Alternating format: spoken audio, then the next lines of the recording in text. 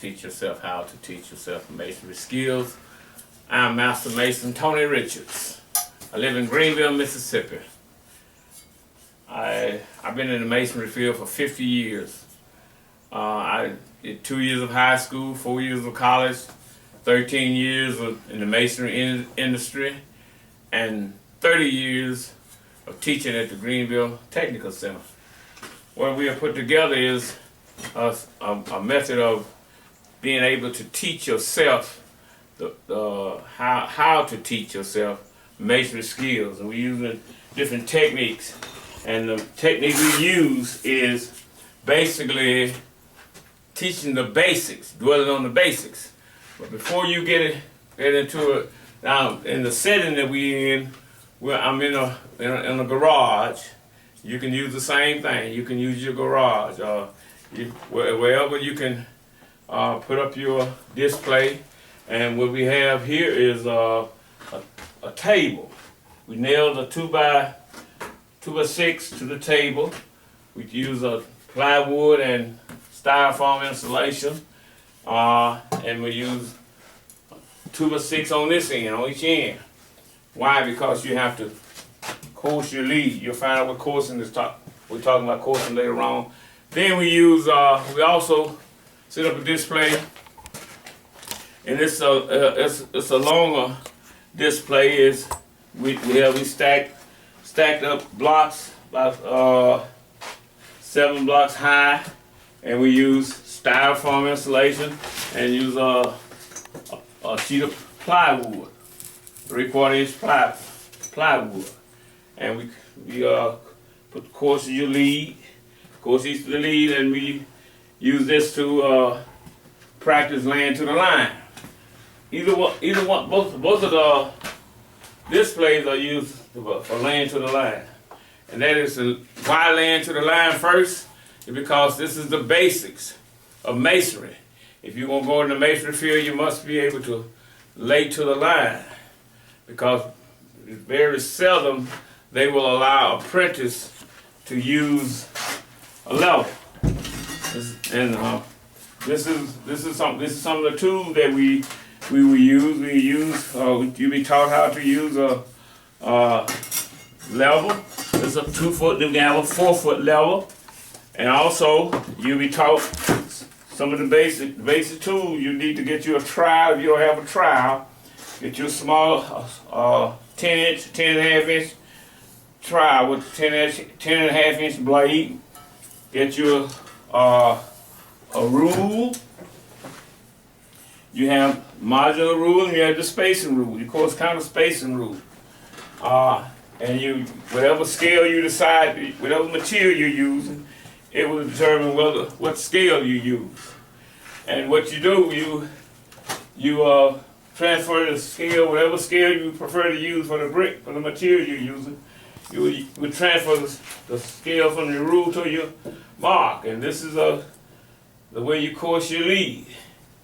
Okay, something like this. Then you can get another tool you use. Maybe get you a brick hammer, and get you a sled runner.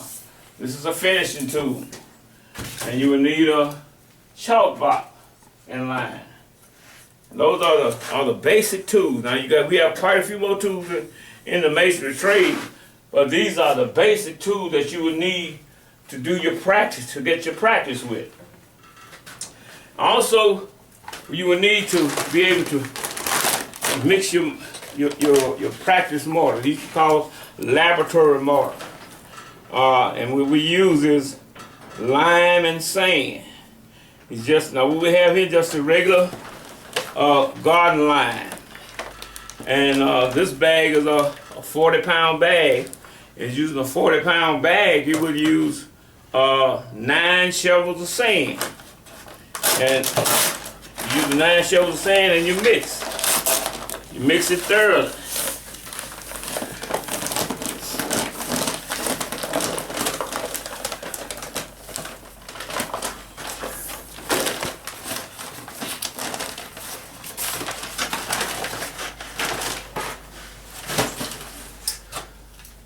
I suggest that you, before you add in the water, you mix your sand.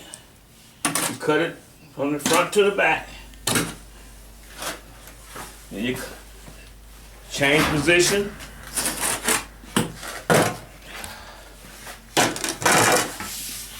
And you cut it and you mix it.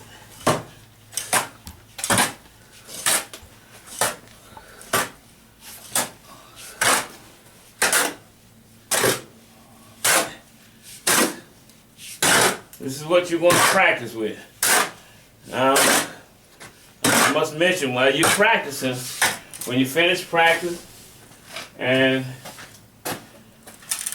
you want to tear your project down, you want to tear it down, you want to mix it, and you mix it, use it the next day or the next couple of days.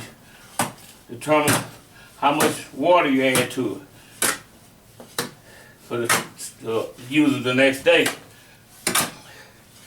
Now this lime is different from the regular basement cement. Basement cement you couldn't do it as you do lime.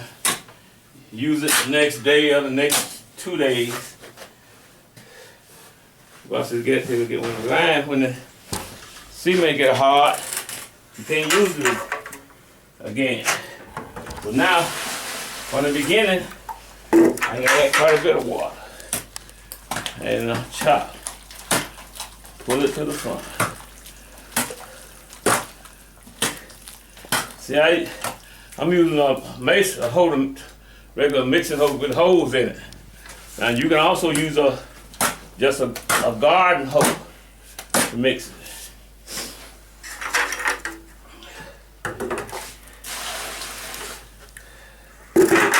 And it's very important in the demonstration. You must follow instruction. You must follow instruction. Follow the instruction on your DVD.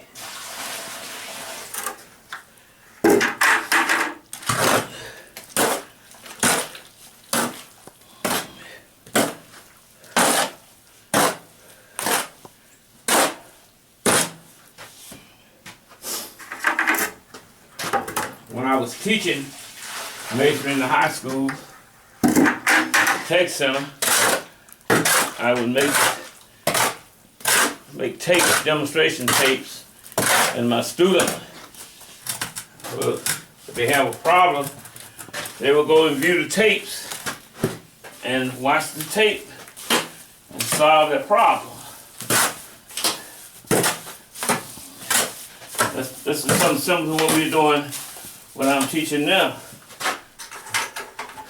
On this tape, on these DVDs, you learn how to solve your problem. The problems you have in laying brick, you'll be able to solve. Now, push, pull, pull, push, pull, push, pull, push. And then chop some more dry mixing. You want to be careful about adding your water now because it's getting close to the end of your mix. You don't want to make it too soupy. If you make it too soupy, you can't use it right away. And you use the water spray on it now.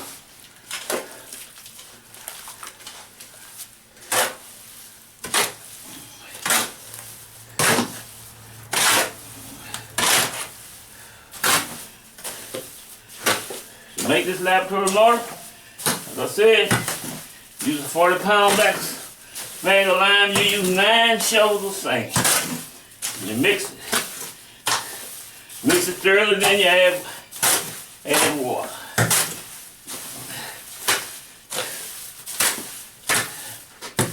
Okay, I need just a little bit more water.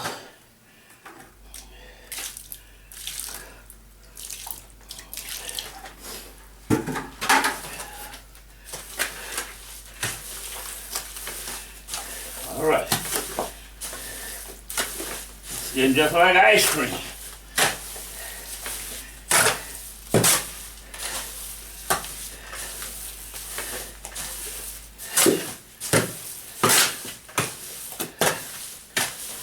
Okay, now it's mixed.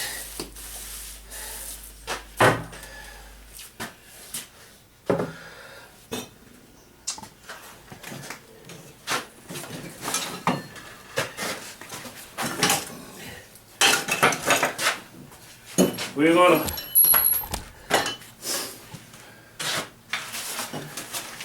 you have the DVD comes what we call a plan sheet, and you notice at the top you see a 4-inch brick wall in a running barn. This is what you call an elevation view. This is the plan view while you're looking down on it. And this is the section view. Now, we have some instruction that comes along with the procedures, and we suggest you follow the procedures. And just to mention the procedures, say number 1, say assemble all your bricks in the area. We have our bricks already in the area. Okay, snap a chalk line on the floor along the face of the wall. Now, this is what we use to chalk box and line. We will hook the chalk, and pull the line.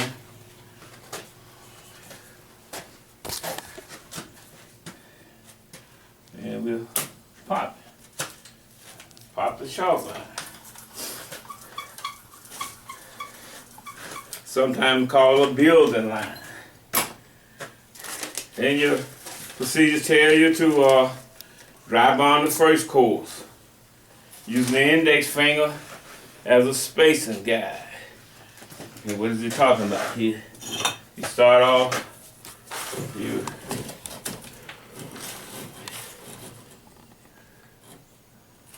use your finger as a spacer.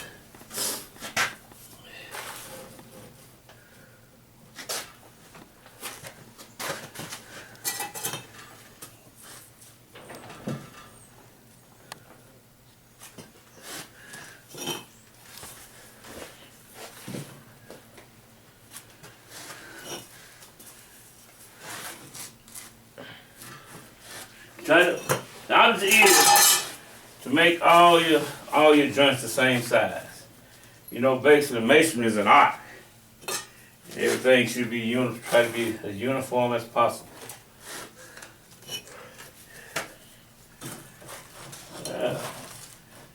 Okay.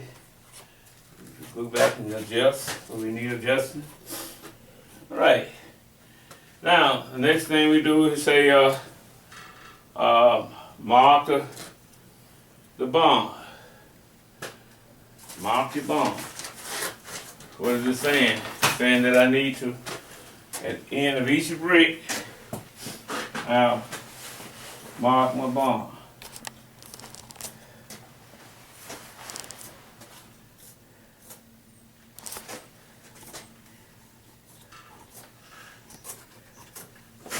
Okay. Now,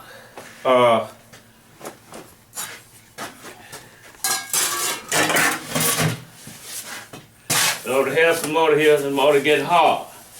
Now, pass the tempering water. Now, when the motor getting hard, you know, we call this is your tempering water. We have some terms, and I'm using a term on you, and the term is tempering. Now, where you hold the shovel, your left hand under, right hand over, and you go under and over, under and over, under and over, under and over, under and over. Now, you do some chiseling. Why you chisel like that? Because sometimes when you're tempering mortar, you have some lumps in it, and you want to chisel the lumps up as fine as possible. Not quite like I want it. I add a little more water to it.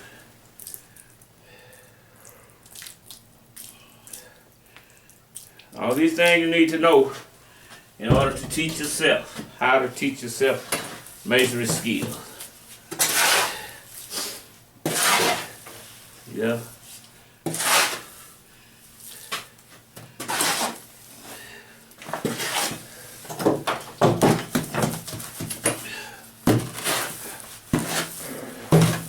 Don't want to make it too soupy.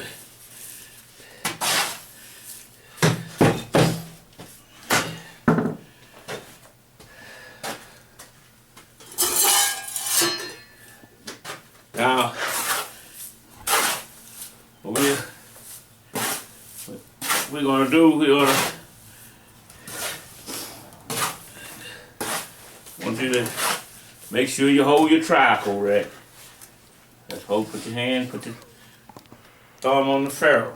By the way, you have parts of this trowel. This is the toe, the heel, this is the blade, this is the shank, this is the ferrule, and this is the handle.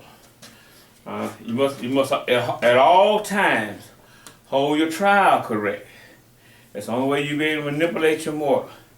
Now, this is the correct way. This is the incorrect way to hold your trowel. Now, holding your trowel the incorrect way, you see you're kind of awkward in manipulating your mortar. But you hold it the correct way. Now, this is the correct way. You go up under and over. Under and over. Under and over. Under and over.